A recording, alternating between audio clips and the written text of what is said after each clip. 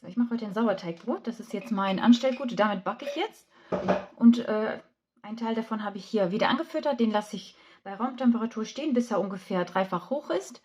Und dann stelle ich den einfach in den Kühlschrank, mache einmal kurz den Deckel auf, wieder zu. Und so bleibt er dann eine Woche, also, oder bis zum nächsten Mal, wenn ich den brauche. Wichtig ist, dass er einmal hochgeht und sich anfängt zu setzen. Dann ist der Garpunkt, wie man so sagt, richtig.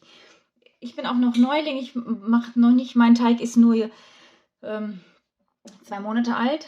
Und je älter der Teig ist, desto weniger Hilfsmittel brauche.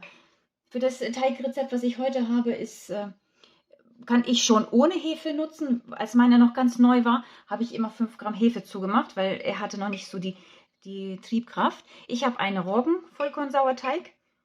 Genau, und jetzt kommen wir zum Rezept. Ich gebe hier jetzt 600 Gramm sehr warmes Wasser. Sauerteig ist wichtig, der braucht Wärme. Ist anders als wie bei Hefe, da kann man auch kalt reinmachen, aber hier nicht. So, und dann kommt hier 80 Gramm von meinem Anstellgut.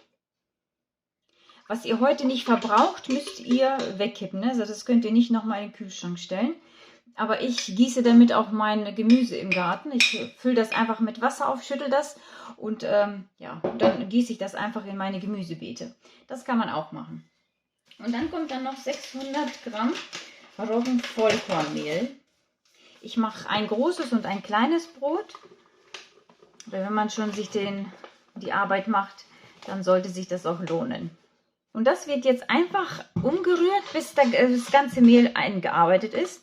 Und dann kommt das abgedeckt an die Seite bei Raumtemperatur bis zum nächsten Tag. Also der kann 12 bis 24 Stunden, kann der Sauerteig hier einfach bei Raumtemperatur gehen. Und je wärmer der Raum ist, desto schneller geht der Teig. Ne? Also im Sommer ist es ohne Probleme. Im Winter müsst ihr dann gucken, dass ihr einen warmen Ort habt. So, das ist jetzt alles verrührt. Das ist jetzt bei 1,5 Liter. Und dann gucken wir mal, wie weit er bis morgen aufgegangen ist. Ne? Also das ist noch Sauerteig, Mehl und Wasser. Mit Frischhaltefolie luftdicht abpacken, verpacken und an die Seite stellen. Am nächsten Tag ist er ein bisschen aufgegangen, also ungefähr doppelt so hoch. Und dann kommt da wieder 500 Gramm sehr warmes Wasser rein, Vollkornmehl und Dinkelmehl. Die genauen Mengenangaben schreibe ich euch unten nochmal rein. Da kommen noch 30 Gramm Salz. Und dann könnt ihr Brotgewürzen machen oder Kreuzkümmel und Koriander, so ungefähr 4 Gramm. Das ist auch halt Geschmackssache. Wer das intensiver haben möchte, macht ein bisschen mehr rein. Und dann wird das mit den Knethaken einfach verrührt, so 4-5 Minuten. Das ist ein flüssiger Teig, also den kann man später nicht falten. Und jetzt ist die Schüssel richtig hoch aufgegangen, so 1-2 Stunden gehen lassen. Und der Teig kommt dann direkt in die Kastenform. Ich habe hier eine Gusseisen und eine aus Stein. Die Gusseisen hat einen Deckel, also da finde ich, funktioniert das am besten. Gusseisen und Sauerteig, aber andere Kastenformen gehen natürlich auch. Und dann die Hände ganz leicht mit Wasser befeuchten und die Oberfläche glätten, die Formen und den Deckel unbedingt einölen und dann nochmal abgedeckt ruhen lassen, so bis sich das gut verdoppelt hat. Und dann mit der Gabel einstechen.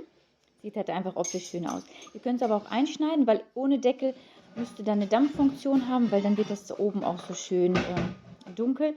Hier hatte ich vergessen, den Deckel einzuölen, aber beim nächsten Mal hat es wieder super funktioniert. Also Deckel unbedingt mit einölen.